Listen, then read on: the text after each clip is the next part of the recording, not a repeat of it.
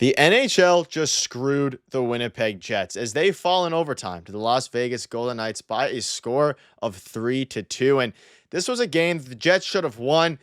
They played interesting all the way through, and then in the third period, they really stepped it up, and the referees took it away from them, giving the Vegas Golden Knights a 5-on-3. And one of those calls, which we're going to be discussing in this video, was a phantom call. We're going to break that down, discuss what it means going forward, as well as just discuss how the game played out. The Jets could have played better. They should have played better. There's a lot to go over today, but before we get into it, folks, if you're a part of the percentage who aren't subscribed to the channel, this is the place to be for daily Winnipeg Jets content, so make sure to smash that subscribe button. If you're over on Hattrick HQ, hit the subscribe button as well. It's the place to be for daily NHL content, so it's a win-win situation. Darius, we obviously just watched the Jets game, and disappointing loss, and that's how the overtime goes. You know, you play better, and they had the possession for 90% of overtime. The Knights get the puck and they score. But let's just dive into the box score here. We're going to dive into the calls and things like that. But I want to start by giving a shout out to Nikita Chibrikov. Scored a big goal. And for a guy, a young prospect, he is really fighting to stay with this team. There's a lot of storylines in this game, whether it's Hayden Fleury's giveaway at the end, whether it's Ville Heinola really not playing much, especially in the third period there. Darius, it was a wild game and one that I think they should have won, and also an unbelievable goal by Josh Morrissey, which we'll get into as well. But overall, just it's a tough loss. At least you get 1 point out of it, but they should have absolutely gotten two. And the rest giving the Knights a 5-on-3 with 2 minutes or less than 2 minutes left in the game is something that should rarely happen. I mean, if it was a trip, it was a trip, and it didn't look like a trip to me. It looked more like a dive. Yeah, and in terms of storylines, how about Connor Hellebuyck in this game as well? It looked like the Jets were well on their way to win this game. It looks like they were going to win this game. Then obviously the 5-on-3 and Vegas gets on the board to tie the game. But Connor Hellebuyck was brilliant in this game. But I want to take it back to the first period, and obviously Chibrikov. He is still remaining a goal a game in the NHL. 3 games in the NHL, 3 goals. And you know what? He doesn't necessarily make the play happen, but it's a good hard shot off the pads, and he picks up the rebound. He's going to the net, so he's creating his own, luck for himself at this point. So glad to see him get back on the board again tonight, because he's another guy, we talked about when they called him up, what can he add to this lineup? I think it was more about, getting Brad Lambert, some more confidence down in the AHL more than, who's coming back up the other way. But coming back up the other way is a guy who scored 2 goals in 2 games now. And, when in a tight game like this, obviously we'll get to Morrissey's goal in a second. In a tight game like this is the type of goal that you need, just driving the net, putting in the rebound. And it looked like the Jets were going to win 2-1 for a little while there. But again, Chibrikov has looked pretty good since he's been called up. He's making a very strong case to stay up again. Brad Lambert, he was struggling to start the season in the AHL, comes up after having a hot start there with the Manitoba Moose, and he played okay in his one game, but nothing to write home about. Then you get Nikita Chibrikov coming up, scoring 2 goals in 2 games. He played 11 minutes tonight, and he looked very good, and NHL career goals per game leader, of course. But you can see this here as well. Let's dive into Josh Morrissey a little bit. One of the nicest shots you can see here from Carter Brooks. No word of a lie, this very well may be the nicest goal that Josh Morrissey has scored for the Jets. He restores Winnipeg's 1-goal lead midway through the third, an absolute rocket of a shot. And if you didn't see it, again, it was in the intro there, but an unbelievable goal from Josh Morrissey, and he's having an interesting season. You look at his stats, something we haven't really talked about a ton here.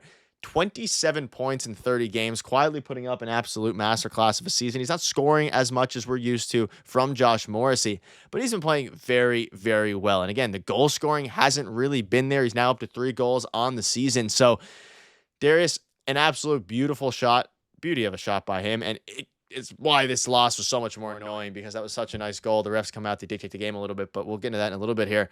Great goal from Josh Morrissey, and he's having a very solid season, even if he's not scoring as many goals as we're used to. Yeah, not as much as we're used to, but at the same time, he's almost a point-of-game player still, so he's continuing to do his thing. And one thing that I think a lot of people are overlooking, or I just don't hear too much about it in the mainstream media, is how much he plays in a game. He's averaging almost 25 minutes a game so far this season. So he's doing his thing for the Winnipeg Jets, and he's a big part of this team. He always has been, and he's continuing to do that for this Jets team, obviously being the #1 defenseman for them. So logging a lot of minutes and continuing to do his thing offensively. I think he's been pretty good defensively as well, and a big reason as to why the Jets are off to a hot start overall to this season. Obviously, they had a few games where they fell off a little bit there, but they seem to be back and playing better. And again, tonight, we're going to get into it, but I don't know if it was necessarily all their fault. They probably deserved a better fate, and I think that Connor Hellebuyck specifically probably deserved a better fate. Yeah, you saw how mad Hellebuyck was after the goal in overtime when A pretty bad turnover by Hayden Fleury. Obviously, it was a bad line switch. They couldn't touch the puck, so it would have been too many men in the ice. A lot of things were going on. But before that, oh boy, now Dylan DeMello's called for tripping. So Gabe Vilardi was called for a trip. It was the correct call. Gabe Vilardi did trip the night there. The Dylan DeMello one, I mean, let me know in the comments if you thought it was a trip. From every angle we saw, it looked like it was more of a dive than anything. Dylan DeMello was pissed. The Winnipeg Jets fans were really, really mad. Ref you suck chants were blaring from the Jets faithful. We saw Adam Lowry after the overtime goal by the Knights get really mad and say some, choice words, things we can't say or we're not going to say on this channel. He was mad. Everybody was mad. And I think the announcer made a good point. The announcer agreed that it was a flop and all these things, or a dive, I guess you call it. But you cannot call unless it's the most obvious. You better be sure about the penalty. If it's a 5-on-4 already, of course, they're already on the power play. The Vegas Golden Knights, that is. But you can't decide. Like a 5-on-3 is almost as good as deciding that game, at least getting them back into the game. You have to be sure. And I don't even think the ref had a great angle on it. He was in front of Dylan DeMello, and Dylan DeMello kind of just, used his body, and they called it tripping. It wasn't really the stick. So I don't know. It was a bad call, in my opinion, at least. And maybe there's other angles that we'll see, but you better be sure as hell that was the right call. And I don't think the ref was there, and he got an earful from every single person: Scott Arniel, Adam Lowry, and of course, Dylan DeMello, who was still in shock after they lost the game because of the call. And Dylan DeMello is a pretty responsible player and obviously a really good defensive defenseman, right? So for him to take a penalty like this is pretty shocking in itself. But say what you want about the call, right? Everything we know about game management from the officials in the NHL goes against what happened here, right? Because obviously they don't call it like it is all the time. There's a lot of game management going on. So you would think, in the final 2 minutes, especially with the Jets down already 5-4 or 5-on-4, that or the penalty kill, whatever you want to call it, that you would think they would have to be something super obvious to call to put them down 5-on-3 in a game where they're up 2-1. So it was a little shocking to me, everything that we know about game management for something like that to happen. So a little disappointing. I think Jets fans are upset. Obviously, Connor Hellebuyck, feel for him. He put in a really good performance tonight. Like you mentioned, Adam Lowry going out the referee a little bit after the game when Ivan Barbashev scored the overtime winner. So, that's a tough way to lose this game because it looks like they were on their way to win this game off the back of Connor Hellebuyck. So I keep bringing it up, but he was fantastic tonight. So it's unfortunate, right? But that's just the way it goes sometimes, and you're going to have to bounce back here. And I think that everything we know about the Jets this season alludes to the fact that they will do that. I'd be very mad if I was Connor Hellebuyck. One of the goals on a 5-on-3, one of them is on a 3-on-3, and neither of them are really his fault. And the goals against average and save percentage doesn't really reflect that, but I'm sure he doesn't care about that. He cares about the win. And Hayden Fleury with the pretty bad turnover there at the end. You can't really make that pass in overtime. That being said, the line change was also terrible. And I do want to give Hayden Fleury some credit. In the, after they scored in the 5-on-3, there was still a minute and a half penalty to kill, and Hayden Fleury played some great defensive situational.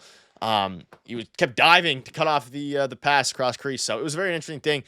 But at the end of the day, bad pass by Hayden Fleury. But let me know down below. Let us know down below what your thoughts are on all of this. It was a game I think the refs stole from the Jets and one that the Jets should win. But we can at least remain happy that the Jets were able to get 1 point out of it. But thank you guys for watching. See you later.